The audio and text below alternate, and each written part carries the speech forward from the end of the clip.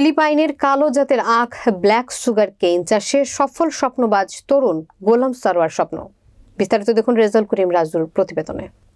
অল্প খরচে অধিক লাভের আশায় এই আখ চাষ শুরু করেছেন কলেজ পড়ুয়া তরুণ কৃষি উদ্যোক্তা গোলাম সারোয়ার স্বপ্ন। শেরপুর জেলার শ্রীবর্দী উপজেলার রানী শিমুল ইউনিয়নের হাঁসধরা গ্রামে এই আখের চাষ শুরু করেন তিনি। 1 একর 35% জমিতে সরাসরি দাঁড়িয়ে আছে আখ।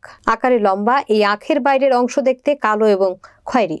দেশীয় আখের মতো হলেও এর কাণ্ড নরম, হাত দিয়ে ওঠানো যায় ছোবড়া। রস ও মিষ্টি বেশি হওয়ায় এ জাতের আখ চাষের লাভও বেশি। অধিক লাভের আশায় চলছে আখ মাড়াইয়ের কাজ। মাড়াই শেষে রস দিয়ে তৈরি হচ্ছে সুস্বাদু রসালো গুড়। আখের রস চুলায় 3 থেকে 4 ঘন্টা জাল দিয়ে তৈরি করা হয় তেল লালি গুড়, যা তেল লালি নামে পরিচিত। সুমিষ্ট এই তেল লালি এবং গুড় ক্রয়ের জন্য বিভিন্ন এলাকার লোকজন ভিড় জমাচ্ছে।